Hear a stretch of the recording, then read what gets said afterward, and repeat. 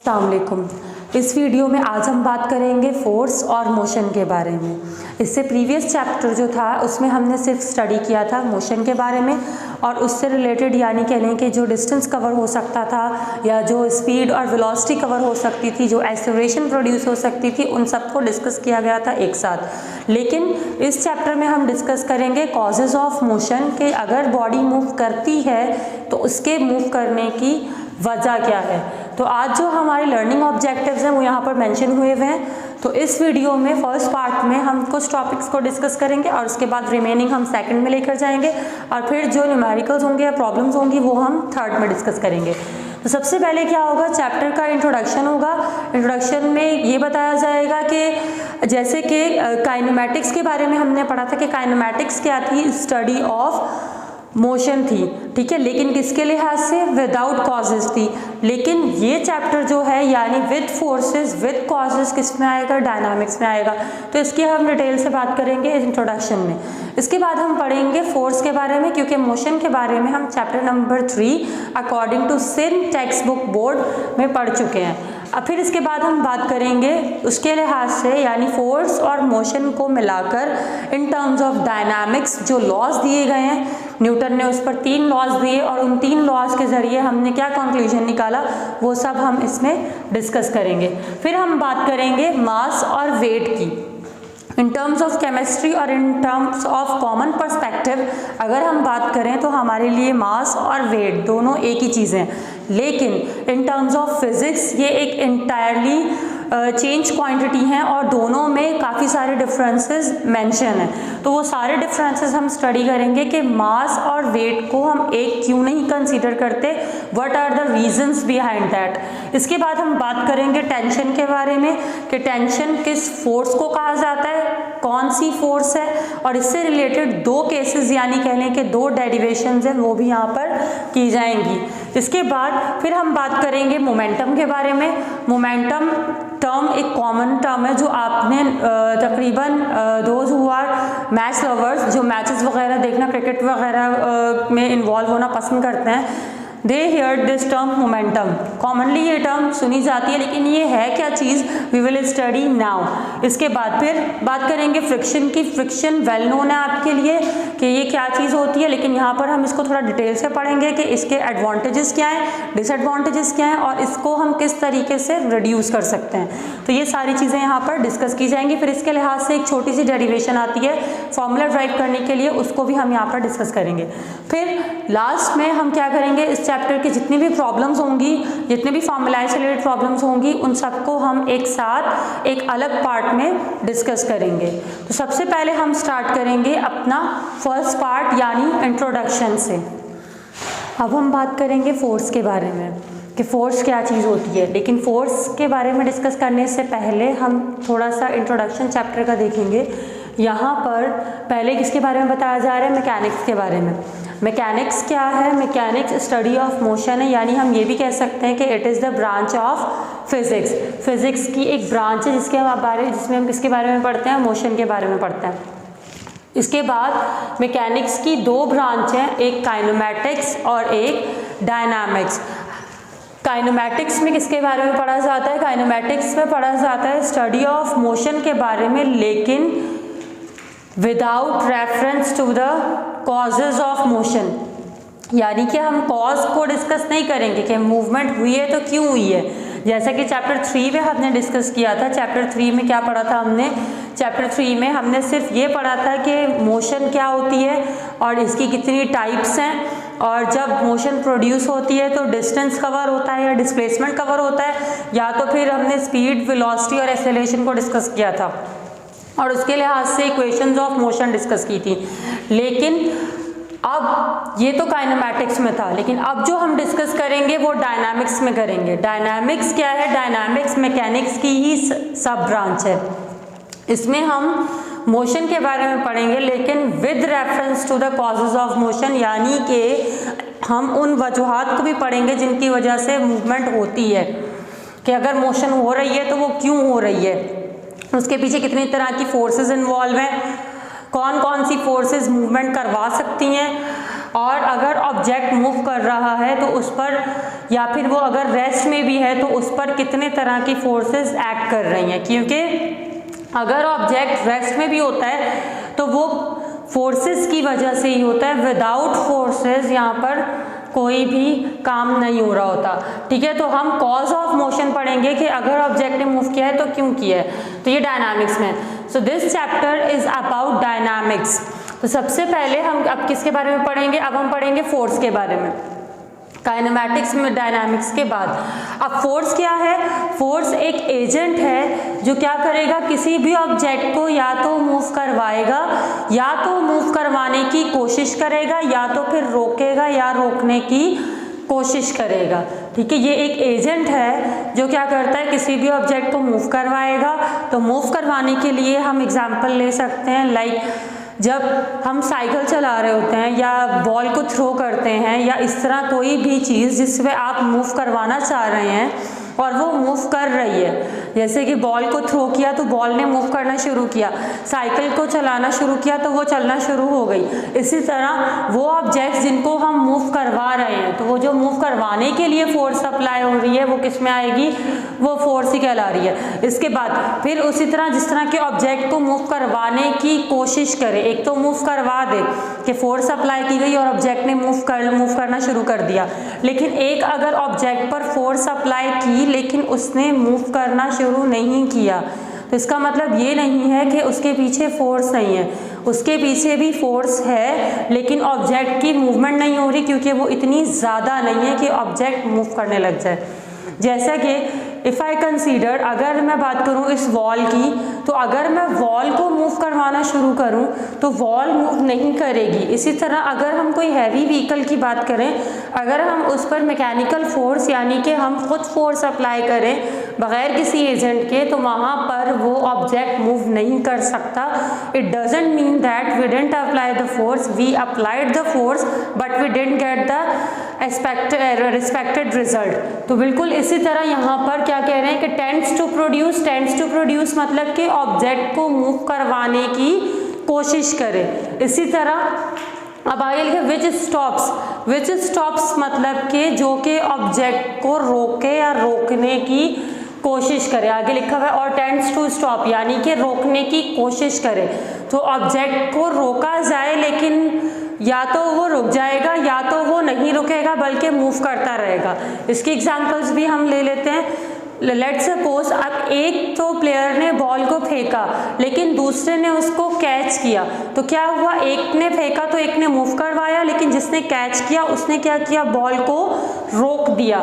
इसके अलावा जैसे कि कोई भी हैवी व्हीकल है, अगर वो मूव कर रही है तो उसको हम रोकना चाह रहे हैं तो वो एकदम नहीं रुक सकती। वो क्यों नहीं रुक सकती, क्योंकि उसकी इंटरनल फोर्स उस वक्त ज़्यादा होती है, इसको हम आगे डिस्कस करेंगे।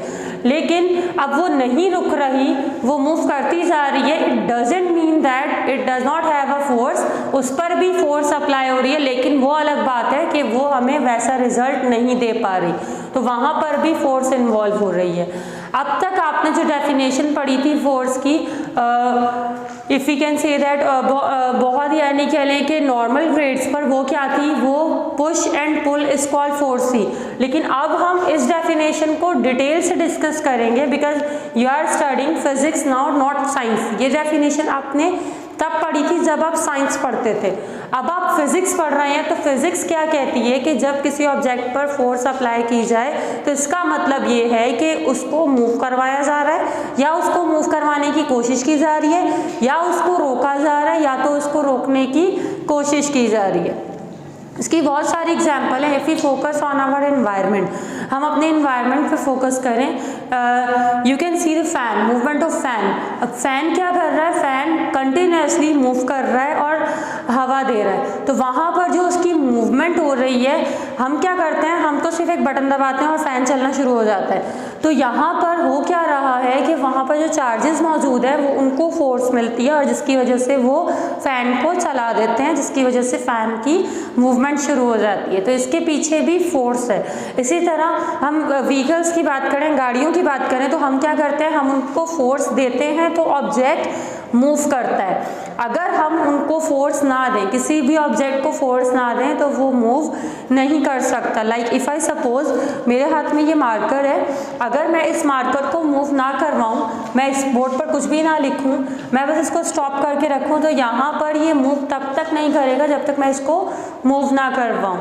ठीक है, तो यहाँ पर फोर्स इन्वॉल्व हो रही है। अगर हम नोट करें तो हर चीज़, यहाँ तक के अगर कोई ऑब्जेक्ट रुका हुआ भी है तो उसके पीछे भी फोर्स इन्वॉल्व है। अब एक तो हमने फैक्टर ये पढ़ा, इसके बाद अब बाद में बात करते हैं वो इसके सिंबल्स, फॉर्मूलाए, यूनिट और नेचर के बारे में। सबसे पहले इसका सिंबल क्या होगा? F होगा। अगर हम फोर्स की बात करें, अगर हम फोर्स के बारे में डिस्कस कर रहे हैं तो फोर्स की बात करें तो फोर्स का जो सिंबल है वो F होता है, लेकिन हर फोर्स का सिंबल F नहीं होगा। Like if we talk about weight, tension, friction, ये अलग अलग कैटेगरीज हैं तो इनके सिंबल्स वेरिएट करेंगे, लेकिन अगर हम जनरली फोर्स की बात करें तो उसका सिंबल F होगा। इसके बाद इसका फॉर्मूला क्या है? F is equals to ma। m यहाँ पर मास है, a यहाँ पर एक्सेलरेशन है। अब इसके बाद ये जो फॉर्मूला है इसको हम चलें डिस्कस करेंगे सेकंड लॉ ऑफ न्यूटन में, इसके बाद, इस लेक्चर के बाद। ठीक है, तो वहाँ पे जब हम न्यूटन का सेकंड लॉ डिस्कस करेंगे तो इसके फॉर्मूले को बाकायदा डिस्कस किया जाएगा कि ये किस तरीके से ड्राइव किया गया है। इसके बाद फिर आ जाता है यूनिट इसका कैसे आएगा?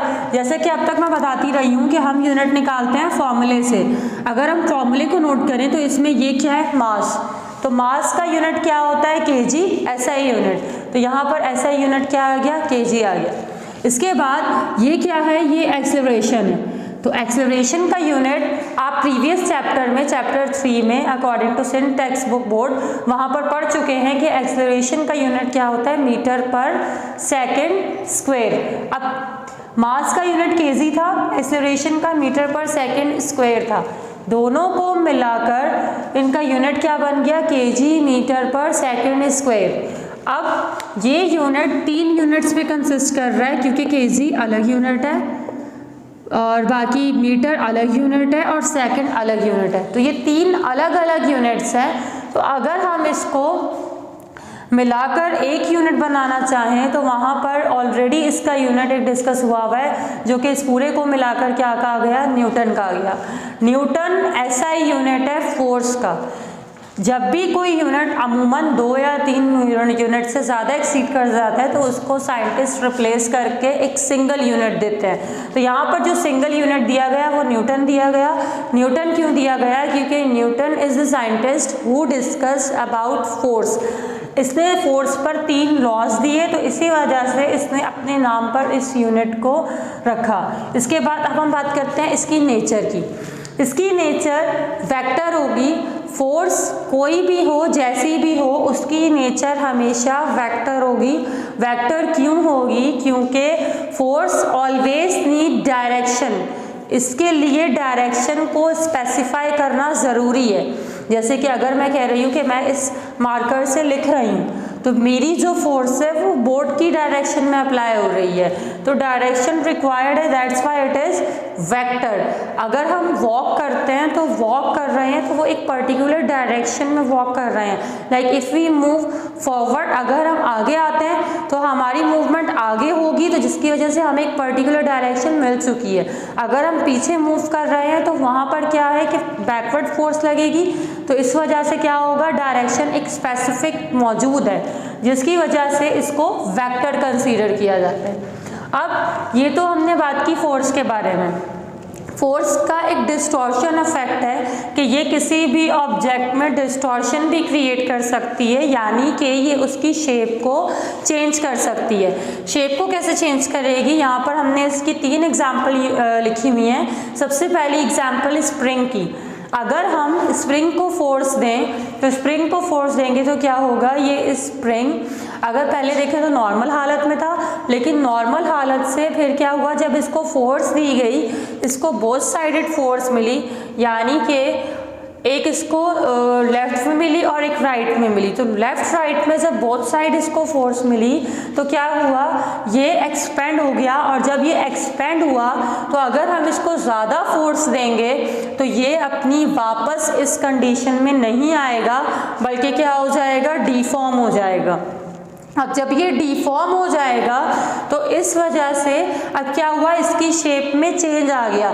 तो फोर्स शेप में चेंज भी पैदा कर सकती है। इसी तरह हम नेक्स्ट इफेक्ट की बात करें, दिस वन, यहाँ पर एक मेटल रॉड मौजूद है, एक हॉरिजॉन्टल मेटल रॉड मौजूद है, हमने उसको हॉरिजॉन्टल प्लेस किया हुआ है। तो यहाँ पर जब उसको फोर्स मिली, यानी उसको बेंड किया गया टूवर्ड्स दिस डायरेक्शन, उसको डाउनवर्ड जब बेंड किया जाएगा तो क्या होगा कि उसकी शेप में चेंज आ जाएगा। यहाँ पर ये स्ट्रेट थी, अब ये कर्व में आ चुकी है। तो फोर्स ने क्या किया, शेप को चेंज कर दिया, डिस्टॉर्शन क्रिएट कर दी। इसी तरह हम यहाँ पर बात करें तो ये एक केन मौजूद है, ये केन एम्प्टी केन है, यानी इसके अंदर कुछ भी मौजूद नहीं है, ये खाली है। तो ये खाली है तो क्या हुआ, अंदर से होलो है, यानी कि इसके अंदर कुछ भी मौजूद नहीं है। तो अब क्या किया जाएगा, जब इसको हैमर के थ्रू स्ट्राइक किया जाएगा तो क्या करेगा, ये अपनी शेप को चेंज करेगा और ये कुछ इस तरह की हालत में आ जाएगा। तो इसने फोर्स ने क्या किया, फोर्स ने शेप को चेंज कर दिया, यानी उसको डिफॉर्म कर दिया। तो डिफॉर्म कर दिया तो ये क्या हुआ, इसकी शेप में चेंज आ गया। इसके बाद तो ये हमने बात की फोर्स के बारे में। अब हम बात करेंगे न्यूटन के लॉज के बारे में कि न्यूटन ने कितने लॉज दिए और किस तरह से एक एक लॉ में क्या क्या चीज़ को डिस्कस किया। अब हम बात करेंगे न्यूटन के लॉज की। न्यूटन ने मोशन से रिलेटेड और फोर्स से रिलेटेड 3 लॉज दिए थे 1687 में आइजैक न्यूटन ने। तो सबसे पहले हम इनका पहला लॉ पढ़ेंगे। पहला लॉ इनका लॉ ऑफ इनर्शिया के नाम से जाना जाता है। ये क्या कहता है, ये कहता है कि every object continues its state, हर ऑब्जेक्ट अपनी हालत में रहेगा ऑफ रेस्ट और ऑफ यूनिफॉर्म मोशन, या तो रेस्ट में या तो यूनिफॉर्म मोशन में, in a straight line, straight path पे, unless it is acted upon by an external force, जब तक उस पर कोई एक्सटर्नल फोर्स यानी कोई आउटर फोर्स ना अप्लाई की जाए जो कि उसकी स्टेट को चेंज कर सके। ठीक है, तो स्टेट कैसे, यानी कहें रेस्ट से उसको मोशन में ले आएगी या यूनिफॉर्म मोशन से उसको रेस्ट में ले आएगी, या तो उसकी यूनिफॉर्म मोशन को डिस्टर्ब करके उसको वेरिएबल वेलोसिटी से मूव करवाएगी। ठीक है, तो ये कहता क्या है, ये कहता है कि हर ऑब्जेक्ट अपनी हालत में मेंटेन रहता है, यानी कि वो खुद से मूव नहीं करेगा, या तो अगर वो रेस्ट में है तो मूव नहीं करेगा, अगर वो यूनिफॉर्म वेलोसिटी से मूव कर रहा था तो वो यूनिफॉर्म वेलोसिटी से ही मूव करता रहेगा। कब तक, जब तक उस पर कोई एक्सटर्नल फोर्स अप्लाई नहीं होती। एक्सटर्नल फोर्स अगर अप्लाई होगी तो वो क्या करेगी, ऑब्जेक्ट को अगर वो रेस्ट में है तो मूव करवाएगी, और अगर वो यूनिफॉर्म वेलोसिटी से मूव कर रहा था तो उसको रेस्ट में ले आएगी, यानी कि उसकी स्टेट को डिस्टर्ब करेगी। एक्सटर्नल फोर्स यहाँ पर क्यों लिखा हुआ है, सिर्फ फोर्स क्यों नहीं लिखा हुआ, क्योंकि अगर हम बात करें इसके बारे में तो 2 तरह की फोर्सेस अप्लाई हो रही होती हैं। एक होती है एक्सटर्नल फोर्स जो कि आउटर अप्लाई हो रही है, बाहर से अप्लाई हो रही है ऑब्जेक्ट के ऊपर, और एक होती है इंटरनल फोर्स, या जिसे आप कह सकते हैं बैलेंस फोर्स। ये क्या करती है, ये इंटरनल फोर्स कौन सी फोर्स होती है, जो ऑब्जेक्ट के अंदर मौजूद होती है, जो ऑब्जेक्ट को अपनी स्टेट में बरकरार रखती है। ठीक है, जैसे कि अगर हम बात करें इस बोर्ड की, ये बोर्ड खुद से मूव नहीं कर सकता। क्यों नहीं कर सकता, क्योंकि इसकी इंटरनल फोर्स है जो क्या कर रही है, इसको रेजिस्ट कर रही है मूव करने से, जिसकी वजह से ये अपनी हालत में मौजूद है। अब जब इस पर एक्सटर्नल फोर्स अप्लाई की जाएगी तो एक्सटर्नल फोर्स इतनी होनी चाहिए कि ऑब्जेक्ट की पोजीशन को चेंज कर सके, यानी कि अगर वो रेस्ट में है तो उसको मूव करवा सके, और अगर वो मूव कर रहा है तो उसको रेस्ट में ला सके। जैसे कि हम बात करें साइकिल की, तो साइकिल को अगर मूव करवाया जा रहा है तो उसको रोकने के लिए एक्सटर्नल फोर्स इतनी होनी चाहिए कि वो जो फोर्स मूव करने में लग रही है उसको रेजिस्ट करके बॉडी की हालत को चेंज कर सके। जैसे कि अगर मैं बात करूं, ये मार्कर है, ये मार्कर मेरे हाथ में, इस मार्कर से मैं तब लिख सकती हूं जब मेरी एक्सटर्नल फोर्स यानी आउटर फोर्स जो मैं इस पर अप्लाई कर रही हूं वो इतनी हो जो इसकी इंटरनल फोर्स को रेजिस्ट करके इसको मूव करवा सके। यानी कि जैसे कि अगर हम बात करें कोई हैवी कंटेनर की बात करें, तो हैवी कंटेनर या हैवी ऑब्जेक्ट्स की बात करें जिनको हम मूव नहीं करवा सकते, हम उन पर मैकेनिकल फोर्सेस यानी बाय हैंड फोर्सेस लगा सकते हैं, लेकिन वो मूव नहीं करते। वो मूव क्यों नहीं करते? क्योंकि हमारी एक्सटर्नल फोर्स उनकी इंटरनल फोर्स से कम होती है। तो जब वो फोर्स एक्सटर्नल फोर्स कम होगी इंटरनल फोर्स से तो ऑब्जेक्ट मूव नहीं कर पाएगा। लेकिन अगर एक्सटर्नल फोर्स ज़्यादा हो जाती है इंटरनल फोर्स से तो ऑब्जेक्ट में मूवमेंट होती है। क्यों? क्योंकि इंटरनल फोर्स ऑब्जेक्ट को स्टॉप करवा रही है, वो चाह रही है कि ऑब्जेक्ट मूव ना करे। लेकिन एक्सटर्नल फोर्स जो आउटर फोर्स जो हम अप्लाई कर रहे हैं वो ऑब्जेक्ट को मूव करवाने में मदद दे रही है। इस वजह से यहाँ पर एक्सटर्नल फोर्स लिखा हुआ है, यानी कि बाहर से आउटर फोर्स अप्लाई हो और वो इतनी हो कि ऑब्जेक्ट की स्टेट में चेंज ला सके। अगर वो रेस्ट में है तो उसको मूव करवा दे, अगर वो यूनिफॉर्म मोशन में तो या तो उसको रेस्ट में ले आए या तो उसे यूनिफॉर्म मोशन से हटा दे। जैसे कि मैं कह रही हूँ कि अगर मिसाल के तौर पर ये बोर्ड है, इस बोर्ड पर अगर मैं फोर्स अप्लाई कर रही हूँ तो इसकी स्टेट में चेंज तो नहीं आ रहा, तो चेंज नहीं आ रहा तो हम यहाँ पे ये नहीं कह सकते that the law is not applicable, बल्कि यहाँ पर हमारी फोर्स कम है जो इंटरनल फोर्स को रेजिस्ट नहीं कर पा रही बॉडी को मूव करवाने के लिए। इसी तरह अगर हम बात करें चेयर की बात कर लेते हैं या किसी भी बुक की बात कर लेते हैं, तो चेयर को हम तभी मूव कर सकते हैं जब हमारी एक्सटर्नल फोर्स ज़्यादा होगी। तो इतनी फोर्स होनी चाहिए कि ऑब्जेक्ट में मूवमेंट हो और उसकी पोजीशन चेंज हो जाए।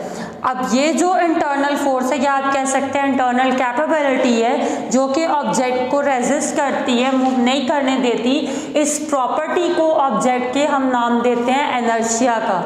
इनर्शिया क्या है? इनर्शिया ऑब्जेक्ट की प्रॉपर्टी है जिसकी वजह से ऑब्जेक्ट मूव नहीं कर पाता बल्कि अपनी हालत को मेंटेन रखता है। अगर वो रेस्ट में है तो रेस्ट में, यूनिफॉर्म मोशन से है तो यूनिफॉर्म मोशन से मूव करता रहेगा। इसी तरह तो यहाँ पर ये इनर्शिया होती है जो क्या कर रही होती है? बॉडी की मूवमेंट को रेजिस्ट कर रही होती है। अब ये जो इनर्शिया है ये किस पे डिपेंड करती है? It depends upon mass. ये मास पे डिपेंड करती है, जितना ज़्यादा ऑब्जेक्ट का मास होगा उतनी ज़्यादा इनर्शिया होती है और जितना कम मास होगा उतनी कम इनर्शिया होगी। इसका मतलब बिल्कुल ऐसे ही है जैसे कि अगर हम बात करें इस मार्कर की, तो ये marker as compare to ball pen heavier है, तो इससे ज़्यादा देर तक नहीं लिखा जा सकता।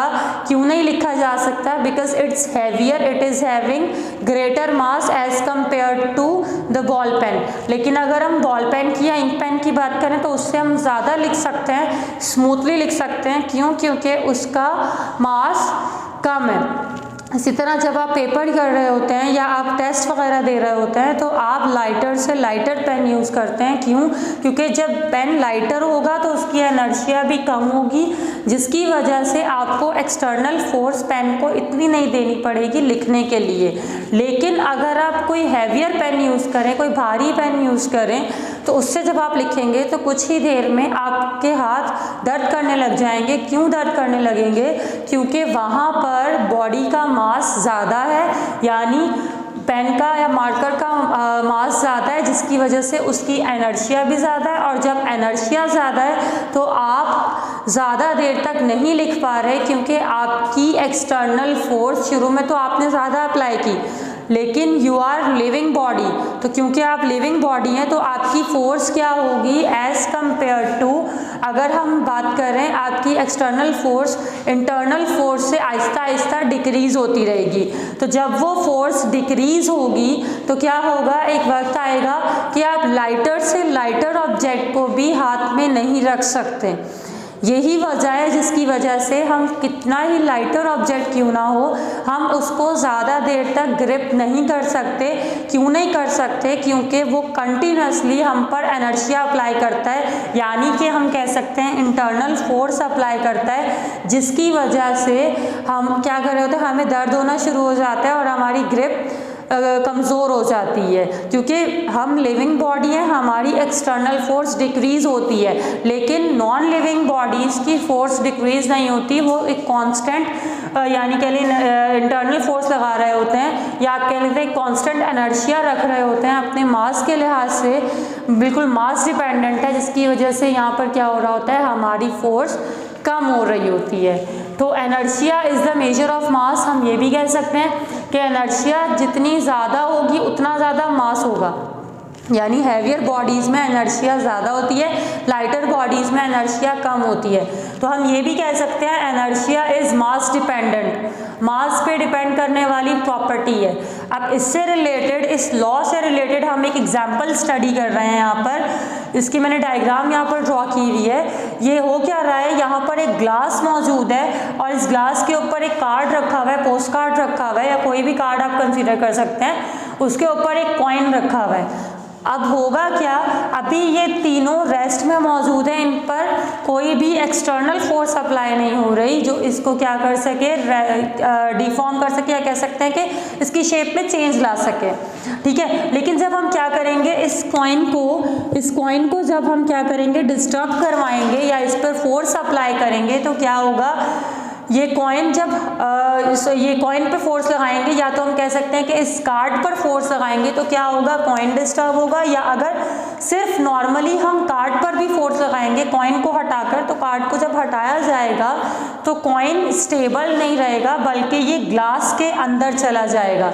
तो ये क्या शो कर रहा है, हमने इतनी आउटर फोर्स लगाई है, इतनी एक्सटर्नल फोर्स लगाई है, जिसकी वजह से ऑब्जेक्ट जो इसके ऊपर रखा हुआ था, पोस्ट कार्ड के ऊपर रखा हुआ था, कॉइन रखा हुआ था, ये कॉइन अपनी हालत को मेंटेन नहीं कर सका, जिसकी वजह से ये इसके अंदर चला गया, यानी ऑब्जेक्ट की पोजीशन में चेंज आ गया, उसने अपनी पोजीशन को चेंज कर दिया। इसी तरह अगर हम इंडिविजुअली कॉइन को डिस्टर्ब करें, तो कॉइन को जब डिस्टर्ब किया जाएगा तो उस पर फोर्स अप्लाई की जाएगी, तो उसकी भी पोजीशन में चेंज आएगा। चेंज क्यों आ रहा है, क्योंकि हमारी एक्सटर्नल फोर्स कॉइन की फोर्स से ज़्यादा है, जिसकी वजह से हम बिल्कुल इसमें वैसा चेंज ला सकते हैं जैसा कि हम लाना चाह रहे हैं। ये इसकी एक एग्जाम्पल थी। दूसरी एग्जाम्पल आपने देखा होगा कि जब पैसेंजर्स किसी गाड़ी में, ट्रेन, बस वगैरह में सवार होते हैं, तो जब वो खड़े हुए होते हैं, तो एकदम जब गाड़ी चलना शुरू होती है, या आप कंसीडर कर सकते हैं कि जब बैठे हुए होते हैं बट विदाउट सपोर्ट, बगैर टेक लगाए, तो वहाँ पर क्या होता है, वहाँ पर ऑब्जेक्ट जब आराम से स्मूथली बैठा हुआ है या खड़ा हुआ है, तो क्योंकि लोअर पार्ट क्या हो रहा होता है, बस से या फिर कार से या गाड़ी से कनेक्टेड होता है, तो जब एकदम कोई भी व्हीकल, बस या गाड़ी मूव करना शुरू करती है, तो क्या होता है, एकदम जर्क प्रोड्यूस होता है, यानी कह लें झटका लगता है बैकवर्ड डायरेक्शन में, क्योंकि लोअर पार्ट बॉडी का आगे जा रहा होता है, लेकिन जो अपर पार्ट है वो क्या कर रहा होता है, वो एकदम पीछे की तरफ जाता है, क्योंकि वो मूव नहीं कर रहा होता कुछ सर्टेन टाइम के लिए बस के साथ, जिसकी वजह से यहाँ पर क्या हो रहा होता है, हल्का सा जर्क प्रोड्यूस होता है। इसी तरह दूसरी एग्जांपल हम ले लेते हैं इसी की तरह की, कि जब बस या गाड़ी एकदम स्टॉप होती है, तो हमें क्या होता है, या ब्रेक्स अप्लाई हो रही होती हैं, तो हमें एकदम फॉरवर्ड झटका मिलता है, फॉरवर्ड जर्क प्रोड्यूस हो रहा होता है। ये क्यों होता है, क्योंकि हमारी जो एनर्शिया है वो मेंटेन्ड होती है, लेकिन जब एकदम ऑब्जेक्ट यानी कह लें स्टॉप करता है, तो क्या होता है, वो एनर्शिया हमें क्या करती है, जर्क प्रोड्यूस करवाने में मदद देती है। तो ये दोनों एग्जाम्पल इस लॉ के मदद तहत हमने इस पर अप्लाई की कि ऑब्जेक्ट रेस्ट में मौजूद है जब तक उसको डिस्टर्ब नहीं किया।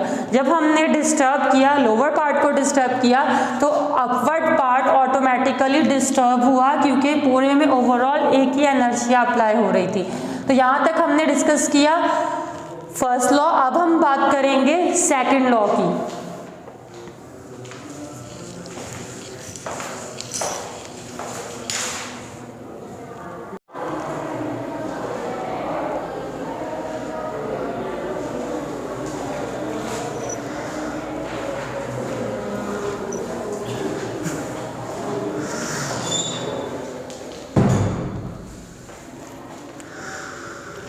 अब हम बात करेंगे न्यूटन के सेकंड लॉ के बारे में। इससे पहले हमने डिस्कस किया न्यूटन का फर्स्ट लॉ। न्यूटन का सेकंड लॉ किस बारे में? न्यूटन का सेकंड लॉ तीन चीज़ों का रिलेशन डिस्कस करेगा, एक्सेलरेशन, मास और फोर्स। सबसे पहले हम यहाँ पर इसकी स्टेटमेंट देखते हैं कि इसकी स्टेटमेंट क्या कहती है। इसकी स्टेटमेंट क्या कहती है? कहती है कि when a force acts on an object it produces acceleration. जब भी किसी ऑब्जेक्ट पर फोर्स अप्लाई की जाएगी तो वो एक्सेलरेशन प्रोड्यूस करेगी in the object in its own direction, यानी जिस डायरेक्शन में फोर्स अप्लाई की जा रही है उस डायरेक्शन में एक्सेलरेशन प्रोड्यूस होगी। This acceleration is directly proportional to the magnitude of the applied force. ये जो एक्सेलरेशन होगी ये डायरेक्टली प्रोपोर्शनल होगी फोर्स के, और यही एक्सेलरेशन इन्वर्सली प्रोपोर्शनल होगी मास के। तो यहाँ पर हमने तीन चीज़ों का जिक्र किया, फोर्स, एक्सेलरेशन और मास। अब सबसे पहली चीज़ जो यहाँ पर हम डिस्कस करेंगे वो करेंगे डायरेक्टली प्रोपोर्शनल और इन्वर्सली प्रोपोर्शनल के बारे में। तो सबसे पहले डायरेक्टली प्रोपोर्शनल और इन्वर्सली प्रोपोर्शनल देख लेते हैं। डायरेक्टली प्रोपोर्शनल क्या होता है? डायरेक्टली प्रोपोर्शनल का मतलब ये है कि अगर एक क्वांटिटी बढ़ रही है तो दूसरी भी उसी प्रोपोर्शन से इंक्रीज हो रही होगी। यानी कि अगर एक क्वांटिटी 2, 4, 6, 8 यानी 2 के डिफरेंस से इंक्रीज हो रही है तो दूसरी भी 2 के डिफरेंस से ही इंक्रीज हो रही होगी। जैसे कि हम यहाँ पर बात कर सकते हैं कि मैंने कहा एक क्वांटिटी, जैसे कि हम यहाँ पे कंसीडर कर लेते हैं फोर्स और एक्सेलरेशन। तो फोर्स की अगर मैं बात करूँ, मैंने कहा कि 1 न्यूटन थी, फिर 2 हो गई, फिर 3 हो गई। तो ये 1, 2, 3 होती जा रही है। तो यहाँ पर जो एक्सेलरेशन होगी वो लेट्स सपोज पहले 5 थी, तो यहाँ पर फिर वो हो गई 10, फिर वो हो गई 15। तो अगर हम यहाँ पर चेक करें, फोर्स भी सेम डिफरेंस से इंक्रीज हो रही है और एक्सेलरेशन भी सेम डिफरेंस 5 के डिफरेंस से इंक्रीज हो रही है। तो अगर दोनों क्वांटिटी सेम प्रोपोर्शन से, यानी आप कह सकते हैं कि सेम डिफरेंस से इंक्रीज हो, तो हम कहते हैं कि वो डायरेक्ट रिलेशन रखती हैं। It means they are directly proportional. और अगर हम कहें कि एक क्वांटिटी डिक्रीज हो रही है, यानी कि अगर जैसे ग्रेजुअली मैं फोर्स को डिक्रीज करूँ, उल्टा देखें, इसको इन्वर्स देखें, तो अगर मैं कहूँ कि फोर्स 3 से 2 पर आ गई और फिर 1 पर आ गई तो एक्सेलरेशन भी क्या होगा? आहिस्ता आहिस्ता डिक्रीज होगी, 15 से 10, 10 से 5। तो यहाँ पर यही बात बताई जा रही है कि जब डायरेक्टली प्रोपोर्शनल होता है, इसका मतलब होता है कि दो क्वांटिटीज़ या तो बढ़ रही होंगी या तो डिक्रीज हो रही होंगी। इसकी एग्जांपल हम ऐसे ले लेते हैं, as you are students, if you study hard you will get success. तो आप की स्टडी और आपके सक्सेस में हम कह सकते हैं कि डायरेक्ट रिलेशन है। यानी अगर आप स्टडी करेंगे, अच्छे से स्टडी करेंगे, अच्छे से पढ़ेंगे, तो आप ज़्यादा चांसेस हैं कि आप सक्सेसफुल होंगे। आपका सक्सेस उतना ही जल्दी अचीव होगा जितने अच्छे से आप स्टडी करेंगे, ठीक है। लेकिन अगर कह रहे हैं कि यहाँ पर एक मिसाल लेते हैं हम, अगर आप स्टडी कम करेंगे, यानी कि आप सही से नहीं पढ़ रहे, so there are very less chances to get success, तो आप सक्सेसफुल अपने एग्जाम्स में नहीं हो सकते। तो ये डायरेक्ट और इनवर्स रिलेशन हो गया। इसी तरह अगर हम बात करें पाकिस्तान के लिहाज से, अगर पॉपुलेशन बढ़ेगी तो लैक ऑफ रिसोर्सेज भी क्या हो जाएगा? ज़्यादा हो जाएगा। पॉपुलेशन और रिसोर्सेज में डायरेक्ट रिलेशन है कि अगर पॉपुलेशन इंक्रीज हो रही है तो रिसोर्सेज की कमी भी तेज़ी से इंक्रीज होगी, ठीक है। तो यहाँ पर ये क्या है? डायरेक्ट रिलेशन है। उसी तरह हम इन्वर्स रिलेशन की बात करते हैं। इन्वर्स रिलेशन इन्वर्सली प्रोपोर्शनल क्या कहता है? ये कहता है कि अगर एक चीज़ बढ़ रही है तो दूसरी कम होती है। एक चीज़ अगर बढ़ेगी तो दूसरी कम होगी। जैसे कि यहाँ पर हम बात कर लेते हैं, पहले ये एग्जांपल ले लेते हैं स्टडी और सक्सेस की। मैंने कहा कि जैसे कि लेट्स सपोज यहाँ पर अगर आप ज़्यादा पढ़ रहे हैं तो आपके फेलियर के चांसेस कम हैं, तो फेलियर आपकी इसकी जो प्रोबेबिलिटी है वो डिक्रीज होती जाएगी जैसे जैसे आपकी स्टडी हायर जाती जाएगी। तो दोनों में इन्वर्स रिलेशन है, ज़्यादा पढ़ेंगे तो फेलियर के चांसेस डिक्रीज हो रहे हैं, एक चीज़ बढ़ रही है एक कम हो रही है, तो यहाँ पे ये इन्वर्स रिलेशन है, इन्वर्सली प्रोपोर्शनल है। इसी तरह हम कमर्शियल लेवल पर इसकी एग्जांपल देख सकते हैं कि अगर इन्फ्लेशन रेट बढ़ेगा यानी प्राइसेस बढ़ेंगी, तो क्या होगा, उस चीज़ की डिमांड कम हो जाएगी। तो ये इन्वर्स रिलेशन है कि जैसे कि हम बात करते हैं गोल्ड की प्राइसेस अगर बढ़ती हैं तो उसके जो कस्टमर्स हैं वो कम होना शुरू हो जाते हैं। इसी तरह जो हमारी डेली यूज़ की थिंग्स होती हैं वो भी आहिस्ता आहिस्ता क्या होती हैं, जब उनकी प्राइसेस बढ़ती हैं तो उनके कंज्यूमर्स कम होना शुरू हो जाते हैं। तो ये इन्वर्स रिलेशन है, इन्वर्सली प्रोपोर्शनल है। तो अब हम बात करेंगे कि डायरेक्टली प्रोपोर्शनल और इन्वर्सली प्रोपोर्शनल किस तरीके से यहाँ पर अप्लाई होता है। ठीक है, जैसे इस एग्जाम्पल से मैंने कहा था दोनों चीज़ें बढ़ रही हैं। यहाँ पर अगर इसको उल्टा देखें, रिवर्स देखें, तो ये डिक्रीज़ हो रही हैं दोनों, ये कम हो रही है तो ये भी कम हो रही है। लेकिन अगर हम इसका फॉरवर्ड देखें तो ये बढ़ रही है तो ये भी बढ़ रही है। लेकिन यहाँ पर अगर हम बात करें, जैसे कि मैंने बात की थी स्टडी और फेलियर की, तो यहाँ पर अगर आपकी स्टडी हायर अमाउंट में जा रही है, इंक्रीज़ हो रही है, जैसे कि लेट सपोज आपने क्या किया, एक दिन 1 घंटा पढ़ा, फिर 2 घंटे, 3 घंटे, 4 घंटे, इसी तरह आपके फेलियर के चांसेस उसी तरह रिवर्स में जाते जाएंगे, मतलब there are less chances for failure of yours. तो यहाँ पर ये क्या होगा, इन्वर्स रिलेशन होगा, इन्वर्सली प्रोपोर्शनल होगा। अब यहाँ पर हम बात करेंगे इसके लिहाज से, इन फिगर्स के लिहाज से। पहले इस चीज़ को समझते हैं, फिर हम दोबारा लॉ की बात करेंगे। यहाँ पर ये मैंने 2 ऑब्जेक्ट्स कंसीडर किए हैं, एक ए है और एक बी है। दोनों के मासेस डिफरेंट हैं। दोनों के जब मासेस डिफरेंट हैं तो उन पर जब फोर्स अप्लाई की जाएगी, अगर हम उन पर सेम फोर्सेस भी अप्लाई करेंगे तो क्या होगा, उनकी एक्सेलरेशन चेंज होगी।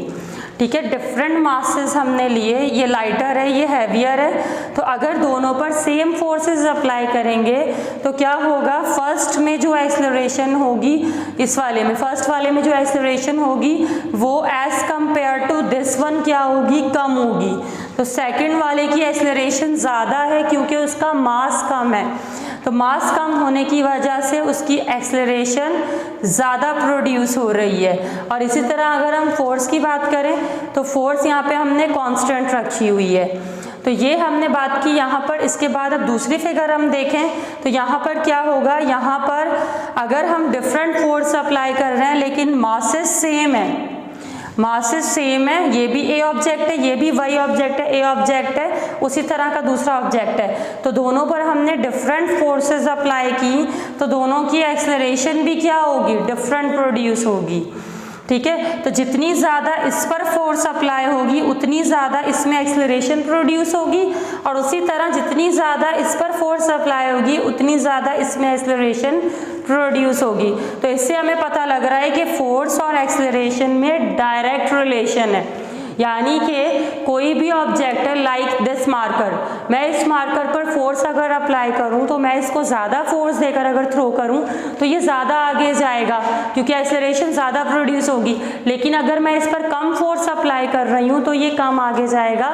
इसी तरह हम झूले की मिसाल ले लेते हैं कि अगर आप किसी को झूला दे रहे हैं तो क्या होगा, अगर उस पर आपने कम फोर्स लगाई है तो वो कम आगे की तरफ मूव करेगा, लेकिन अगर उस पर ज़्यादा फोर्स अप्लाई की गई है तो वो ज़्यादा आगे मूव करेगा। This is direct relation. इसका मतलब फोर्स और एक्सेलरेशन में डायरेक्ट रिलेशन बनता है। फिर मैंने कहा कि यहाँ पे मासेस की मैंने बात की थी, मैंने कहा था मास अगर कम होगा तो एक्सेलरेशन ज़्यादा होगी। ये वाला ऑब्जेक्ट, इसकी एक्सेलरेशन ज़्यादा है क्योंकि इसका मास कम है, तो मास कम है तो एक्सेलरेशन ज़्यादा, ये इन्वर्स रिलेशन है। इन्वर्स रिलेशन का मतलब मैंने बताया था कि अगर एक्सेलरेशन बढ़ेगी तो मास कम होना चाहिए, तो यहाँ पर ये इन्वर्स रिलेशन को प्रूव कर रहा है। अब हम दोबारा स्टेटमेंट को देखते हैं। स्टेटमेंट क्या कह रही थी, स्टेटमेंट कह रही थी कि जब भी फोर्स अप्लाई की जाएगी किसी भी ऑब्जेक्ट पर तो उसमें एक्सेलरेशन प्रोड्यूस होगी। एक्सेलरेशन क्यों प्रोड्यूस होगी, क्योंकि जब भी कोई ऑब्जेक्ट पर फोर्स अप्लाई होगी तो वो मूव करेगा, और जब वो मूव करेगा तो वो डिस्टेंस या डिस्प्लेसमेंट कवर करेगा। जब वो डिस्टेंस या डिस्प्लेसमेंट कवर करेगा तो उसकी स्पीड और वेलोसिटी चेंज होगी। तो जब स्पीड और वेलोसिटी में चेंज आएगा, या हम कह सकते हैं कि वेलोसिटी में चेंज आएगा, तो क्या प्रोड्यूस होती है, एक्सेलरेशन प्रोड्यूस होती है। तो ये सब फिनोमेना हमने चैप्टर 3 में डिस्कस किया था, दैट वाज काइनेमैटिक्स। अब यहाँ पर हम बात कर रहे हैं एक्सेलरेशन की डायरेक्ट, कि फोर्स अप्लाई की, बॉडी की एक्सेलरेशन प्रोड्यूस हो गई। अब जब एक्सेलरेशन प्रोड्यूस हुई किस डायरेक्शन में, जिस डायरेक्शन में फोर्स अप्लाई की गई थी। इसके बाद कह रहे हैं ये एक्सेलरेशन डायरेक्टली प्रोपोर्शनल है magnitude of the applied force. Magnitude means value, तो जो फोर्स अप्लाई हो रही है उसकी वैल्यू के ये डायरेक्टली प्रोपोर्शनल है। तो यहाँ पर हमने इस चीज़ को लिख दिया है कि अगर फोर्स अप्लाई की जा रही है तो वो जो एक्सेलरेशन प्रोड्यूस होगी इन दोनों में डायरेक्ट रिलेशन होगा। तो डायरेक्ट रिलेशन को इस तरीके से शो किया जाता है। लेकिन दोनों में जब डायरेक्ट रिलेशन है तो यहाँ पर हमने मासेस कांस्टेंट लिए थे, ये वाली कंडीशन है। अगर यहाँ पर मासेस कांस्टेंट हैं और डिफरेंट फोर्स अप्लाई की जा रही है तो एक्सेलरेशन भी डिफरेंट प्रोड्यूस हो रही है। यानी कि यहाँ पर हमने चेक किया फोर्स अप्लाई की, किस अमाउंट से अप्लाई की, जिस अमाउंट से अप्लाई की उसी अमाउंट से एक्सेलरेशन प्रोड्यूस हो रही है। यानी जितनी ज़्यादा फोर्स उतनी ज़्यादा एक्सेलरेशन। दोबारा हमने चेक किया जितनी ज़्यादा फोर्स उतनी ज़्यादा एक्सेलरेशन। तो लेकिन यहाँ पे मास क्या रखे गए थे, कांस्टेंट रखे गए थे। इसके बाद फिर आगे लिखा हुआ है and inversely proportional to the mass of an object. Inversely proportional कैसे, जैसे कि मैंने यहाँ पे कहा था कि अगर मास ज़्यादा है तो अगर हम फोर्स अप्लाई कर रहे हैं तो उस वक्त एक्सेलरेशन कम प्रोड्यूस होगी क्योंकि मास ज़्यादा है। और इसी तरह अगर मैं यहाँ पर बात करूँ तो मास कम था तो एक्सेलरेशन ज़्यादा थी। इसकी एग्जांपल हम ऐसे ले सकते हैं लाइक जो हैवी व्हीकल्स होते हैं 24 व्हीलर्स, ये यानी कह लें जिनका मास ज़्यादा होता है तो वो ज़्यादा स्पीड पे ट्रैवल नहीं कर सकते, ज़्यादा स्पीड नहीं प्रोड्यूस करवा सकते या ज़्यादा एक्सेलरेशन नहीं प्रोड्यूस करवा सकते। इसकी वजह क्या है, क्योंकि उनका मास ज़्यादा होता है। तो मास ज़्यादा होने की वजह से हम उनमें एक्सेलरेशन ज़्यादा प्रोड्यूस नहीं करवा सकते क्योंकि दोनों में इन्वर्स रिलेशन है। इसके बाद अब हम बात करते हैं यहाँ पर इसकी डेरिवेशन की। हमने इस फॉर्म से इस लॉ के थ्रू कि फोर्स और एक्सेलरेशन में रिलेशन निकालने के लिए हमने यहाँ पर इसकी डेरिवेशन की। इस डेरिवेशन को करने के लिए हमने एक ऑब्जेक्ट कंसीडर किया जिसका मास m था, उस पर फोर्स अप्लाई की गई। तो जब फोर्स अप्लाई की गई तो एक्सेलरेशन प्रोड्यूस हुई और उसने मूव करना शुरू कर दिया। तो इसी तरह वो मूव करता जा रहा है और यहाँ पर फोर्स अप्लाई हो गई है। तो यहाँ पर हमने इसी चीज़ को इधर कंसिडरेशन में लिख दिया कि consider an object of mass m। एक हमने ऑब्जेक्ट कंसीडर किया जिसका मास m था और उसके on which force F is applied, जिस पर फोर्स अप्लाई की गई F। आगे कह रहे हैं and acceleration A is produce, acceleration produce हो गई कहाँ पर, in the direction of applied force. जिस डायरेक्शन में फोर्स अप्लाई की जाएगी उसी डायरेक्शन में एक्सेलरेशन प्रोड्यूस हो रही है। इसके बाद अब हम बात करेंगे डेरिवेशन की। डेरिवेशन में क्या बताया जा रहा है, जैसे कि मैंने अभी अभी डिस्कस किया था कि A डायरेक्टली प्रोपोर्शनल है F के according to the second law of Newton. तो सेकंड लॉ के तहत अगर हम देखें तो यहाँ पे एक्सेलरेशन डायरेक्टली प्रोपोर्शनल है फोर्स के, लेकिन हमने मास को क्या रखा था, कांस्टेंट रखा था। तो मास कांस्टेंट रखा गया, ये लिमिटेशन है लॉ की। और इसी तरह यहाँ पर हमने क्या कहा कि यही एक्सेलरेशन इन्वर्सली प्रोपोर्शनल है मास के। इन्वर्स और डायरेक्ट में फ़र्क कैसे पता लगेगा, डायरेक्ट इस तरीके से यानी कह लें कि अपॉन में नहीं होता, उसमें यानी कह लें कि 1 अपॉन करके रेसिप्रोकल में कोई वैल्यू नहीं होती।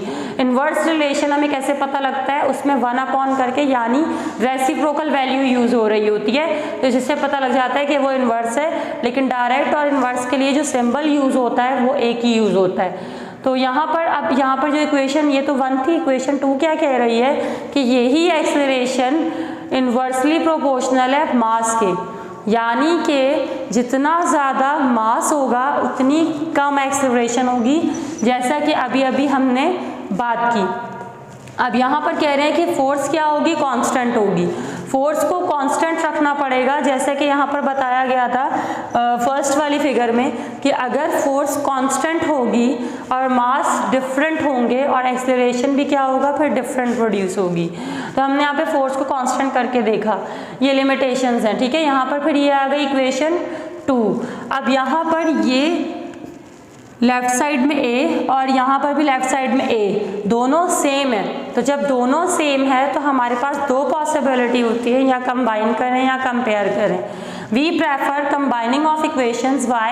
Because we have to derive the formula related to acceleration and for that we have to combine both of them.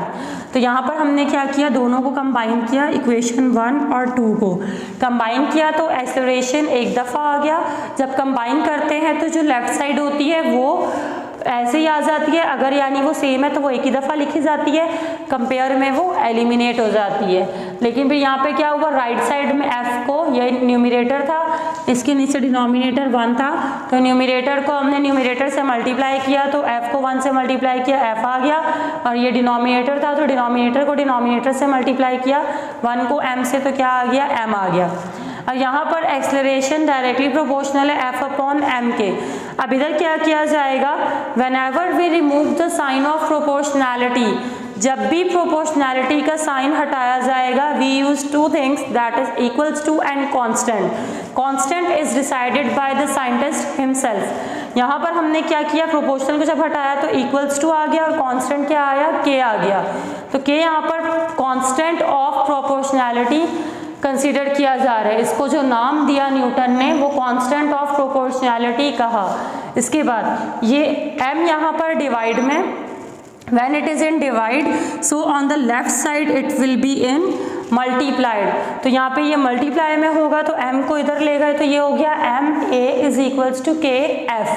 अब यहाँ पर हम कह रहे हैं कि अगर फोर्स जो हम अप्लाई कर रहे हैं, अगर वो फोर्स 1 न्यूटन हो, या हम कह सकते हैं कि वो यूनिटी हो, और उसी तरह यहाँ पर जो एक्सेलरेशन प्रोड्यूस हो रही है वो भी अगर 1 यूनिटी है, या हम ये भी कह सकते हैं कि मास जो होगा वो भी 1 kg होगा, यानी हमने सारी चीज़ों को 1 लेकर कंसीडर किया, तो यहाँ पर k किसके इक्वल आ गया, 1 के इक्वल। यानी कि जब हम फोर्स को, एक्सेलरेशन को 1 लेंगे तो उस वक्त जो k की वैल्यू आएगी वो 1 आएगी। तो उसके बाद हमने इस k की जगह k की वैल्यू पुट कर दी 1। इसके बाद फिर क्या किया, 1 को f से मल्टीप्लाई किया, f आ गया, और ये ma एज इट इज़ आ गया बिल्कुल ऊपर से इसी तरह। इसके बाद अब f को हमने पहले लिखा और ma को बाद में लिख दिया। So this is the formula which is derived by Newton, f is equals to ma। Here m is mass and a is acceleration.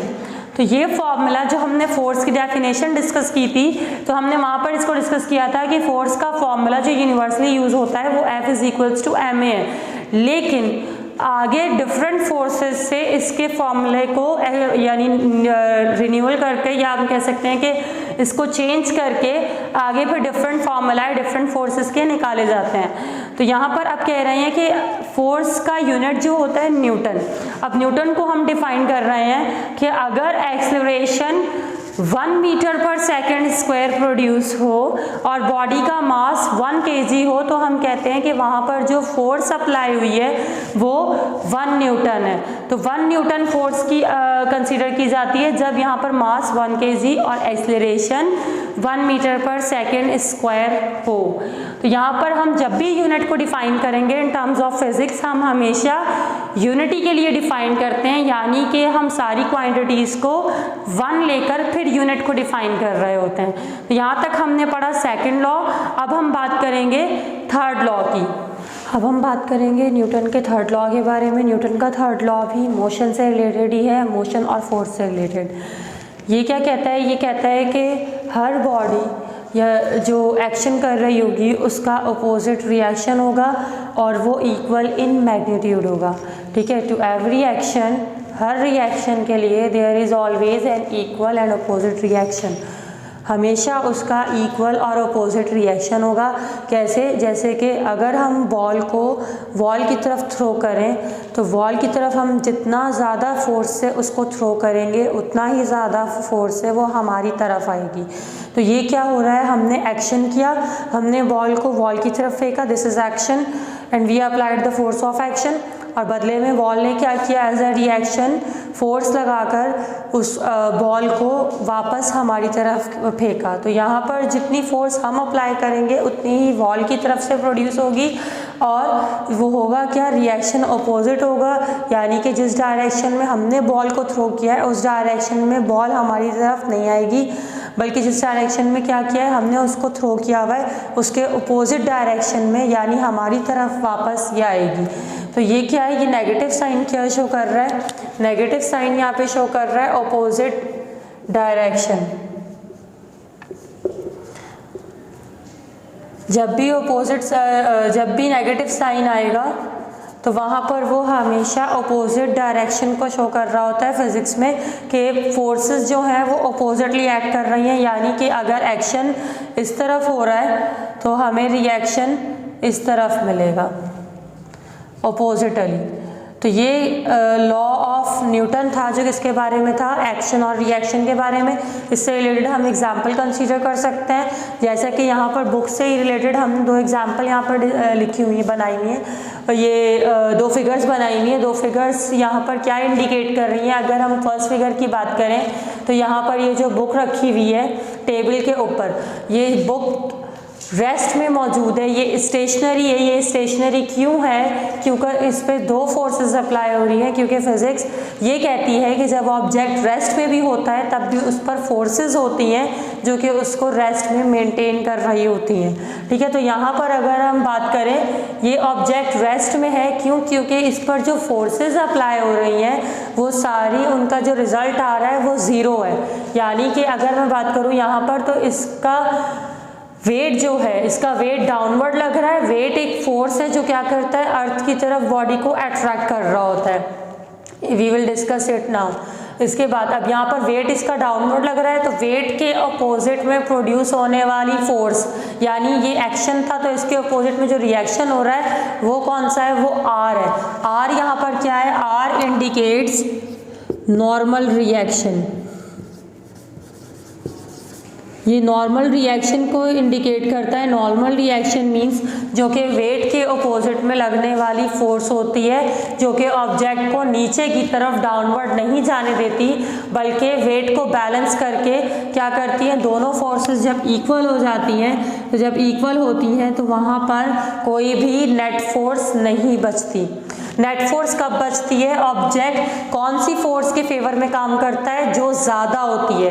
अगर ऑब्जेक्ट का वेट नॉर्मल रिएक्शन से ज़्यादा होता तो ऑब्जेक्ट डाउनवर्ड चला जाता, अगर नॉर्मल रिएक्शन ज़्यादा होता और वेट कम होता तो ऑब्जेक्ट अपवर्ड चला जाता। लेकिन यहाँ पर ऐसी कोई पॉसिबिलिटी शो नहीं हो रही, ऑब्जेक्ट बीच में मेंटेन्ड है टेबल के ऊपर। क्यों, क्योंकि उसका वेट डाउनवर्ड लग रहा था, नॉर्मल रिएक्शन अपवर्ड लग रहा था, लेकिन दोनों बैलेंस हो चुके हैं, यानी कि दोनों फोर्सेस बराबर हैं और रिएक्शन में क्या है, अपोजिट है। अपोजिट है तो जिसकी वजह से ये बैलेंस हो चुकी है।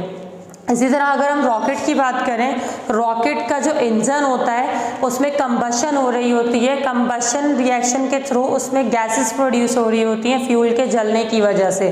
तो जब फ्यूल कंबस्ट हो रहा होता है, जल रहा होता है, तो वहाँ पर हैवी गैसेस प्रोड्यूस होती हैं और वो हैवी गैसेस जेट के थ्रू नीचे की तरफ रिलीज हो रही होती हैं। फिर वो गैसेस क्या करती हैं, वो इतनी ज़्यादा हैवी होती हैं कि वो रॉकेट को प्रेशर देती हैं, जिसकी वजह से एज अ रिएक्शन रॉकेट ऊपर की तरफ लिफ्ट होता है, उसको फॉरवर्ड रिएक्शन मिलता है। इसी तरह अगर हम अपनी बात करें, हम चल सकते हैं आराम से ज़मीन पर। क्यों चल सकते हैं, क्योंकि when we move our step forward, तो पीछे से हमें जो फोर्स मिल रही होती है, यानी जो ग्राउंड हम पे फोर्स एक्सर्ट कर रही होती है, वो हमें चलने में मदद दे रही होती है। क्योंकि जब हम अपना पाँव उठाते हैं तो दूसरे को जो बैलेंस कर रही है, या आप कह सकते हैं कि जो रिएक्शन हमें मिल रहा है वो हमें चलने में मदद दे रहा है। अगर एक्शन का रिएक्शन ना हो तो हम नहीं चल सकते।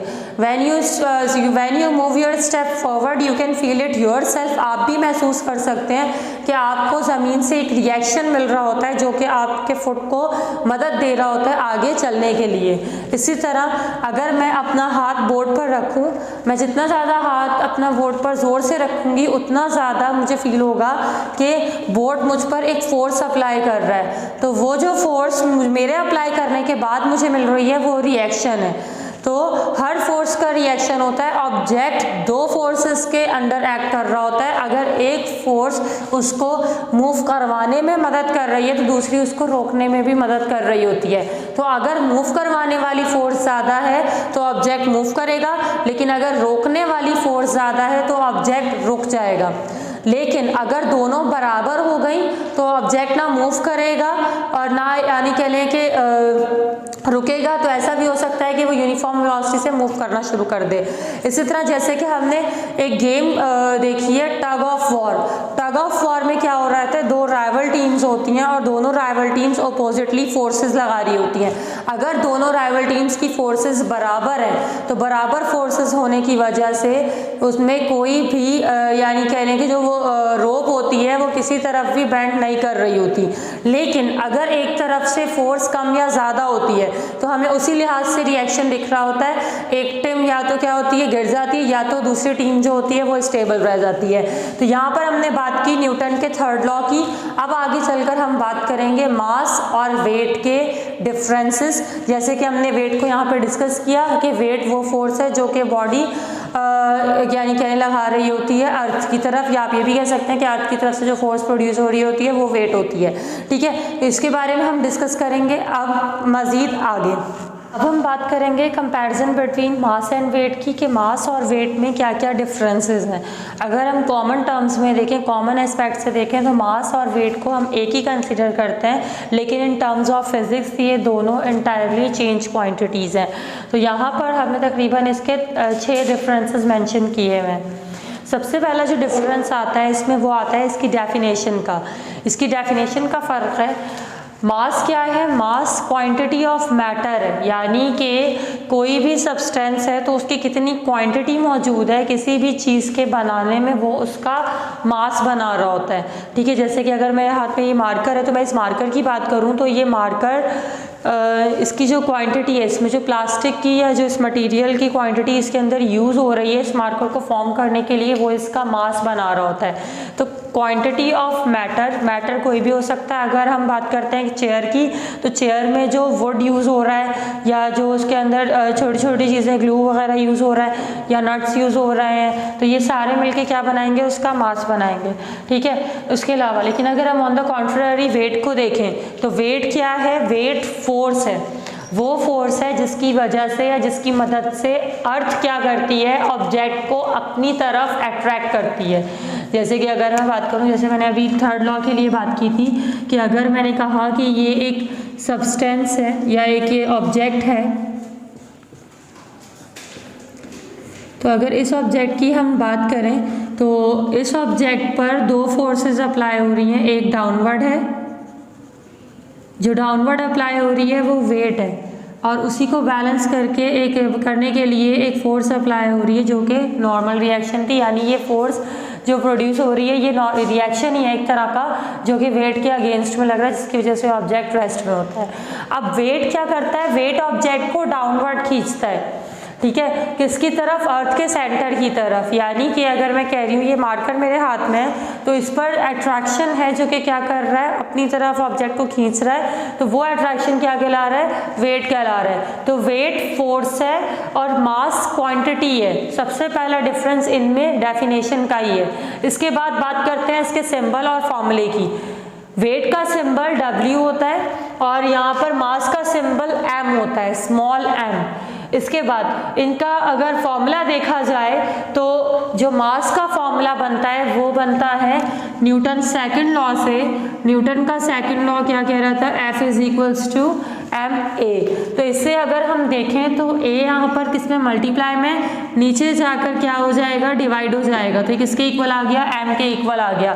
तो m = F/a, ये मास का फॉर्मूला है। इसके बाद यहाँ पर F फोर्स है, a यहाँ पर एक्सेलरेशन है। यानी कि हम किसी भी ऑब्जेक्ट पर जो फोर्स अप्लाई हो रही है उसकी एक्सेलरेशन से डिवाइड कर दे तो हम मास को कैलकुलेट कर सकते हैं। दूसरी बात, वेट की बात करें तो वेट के लिए जो फॉर्मूला है वो भी यहीं से ही आया है, उसका वो भी यहीं से ड्राइव हुआ है। तो उसको कैसे ड्राइव किया गया है, अगर मैं कह रही हूँ कि फोर्स डाउनवर्ड लग रही है, अर्थ की तरफ से फोर्स अप्लाई हो रही है, तो अर्थ की तरफ से जब फोर्स अप्लाई हो रही है तो उसको हम वेट कह रहे हैं। तो उसको W से शो करेंगे, M एज इट इज आ जाएगा क्योंकि मास पर कोई फर्क नहीं पड़ेगा। फोर्स जो मास के ऊपर लग रही है, ऑब्जेक्ट के ऊपर लग रही है, उससे उसके मास पर कोई फर्क नहीं पड़ता। बाकी एक्सेलरेशन, एक्सेलरेशन की अगर हम बात करें तो अगर ऑब्जेक्ट को अर्थ की तरफ अट्रैक्ट किया जा रहा है, अर्थ फोर्स लगा रही है जिसकी वजह से ऑब्जेक्ट उसकी तरफ खिंच रहा है, यानी कि मैं कह रही हूँ कि ये मार्कर अगर ये मेरे हाथ से छूट जाता है तो ये नीचे की तरफ जाएगा क्योंकि इसका वेट डाउनवर्ड एक्ट कर रहा है। तो जिसकी वजह से यहाँ पर हम ये कह सकते हैं कि जो एक्सेलरेशन प्रोड्यूस होती है फ्री फॉलिंग बॉडी में, फ्री फॉलिंग यानी कि जो कि क्या करेगी, डाउनवर्ड वेट की वजह से खिंच रही होगी, वो उसके लिए एक्सेलरेशन किसके इक्वल होगी, जी के। जी यहाँ पर क्या है, जी यहाँ पर एक्सेलरेशन ड्यू टू ग्रेविटी है जो कि चैप्टर 3 में हम डिस्कस कर चुके हैं। एक्सेलरेशन ड्यू टू ग्रेविटी वो एक्सेलरेशन होती है जो कि ग्रेविटी की वजह से, यानी कि जब ऑब्जेक्ट को फ्री फॉल करवाया जाता है, फ्री फॉल मतलब कि ये मार्कर मेरे हाथ में अगर ये गिर जाए तो ये फ्रीली फॉल करता हुआ ज़मीन की तरफ जाएगा, तो उस वक्त जो एक्सेलरेशन प्रोड्यूस होगी वो जी होगी।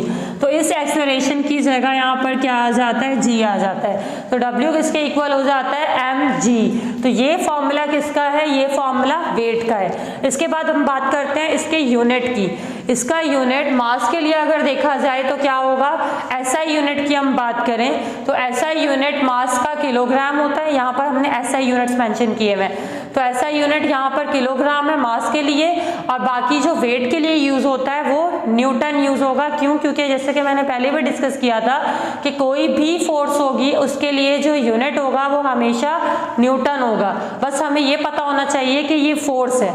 इसके बाद वेरिएशन, वेरिएशन के लिहाज से अगर हम बात करें तो मास कैन नॉट वेरी एनीवेयर, कहीं पर भी मास चेंज नहीं होता, लेकिन बॉडी का वेट जो होता है वो वेरी करता रहता है विद एल्टीट्यूड, विद हाइट। जैसे कि अगर मैं मास की बात करूँ, इस मार्कर की मैं बात कर रही हूँ, ये मार्कर का मास अगर अर्थ पे कैलकुलेट किया जाए तो लेट्स सपोज अगर 10 ग्राम आ रहा है तो अर्थ से बाहर हम किसी भी प्लैनेट पे अगर इसका मास कैलकुलेट करें तो वो 10 ग्राम ही होगा। मास में कोई चेंज नहीं आता, mass remains same everywhere according to law of conservation of mass. लेकिन अगर हम बात करें वेट की, वेट वेरिएट करता रहता है। वेरिएट क्यों करता है, क्योंकि एक्सेलरेशन ड्यू टू ग्रेविटी की वैल्यू वेरिएट करती है।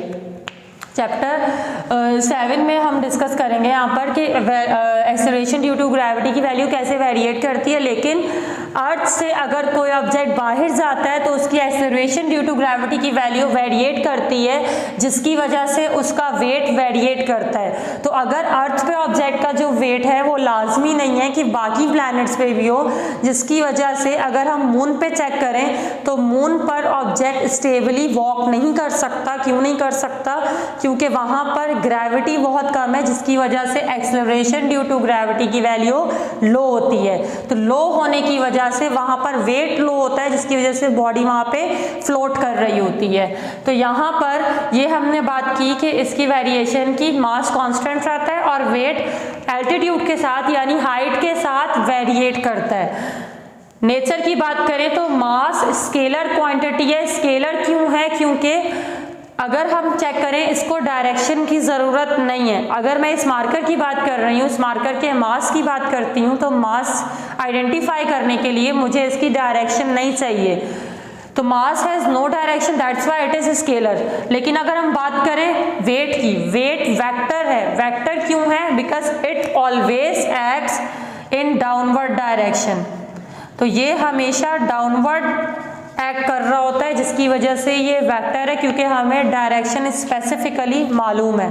इसके बाद अगर मेजरमेंट की बात की जाए तो मास को मेजर किया जाता है फिजिकल बैलेंस के थ्रू, और अगर हम वेट की बात करें तो उसको मेजर किया जा सकता है स्प्रिंग बैलेंस के थ्रू।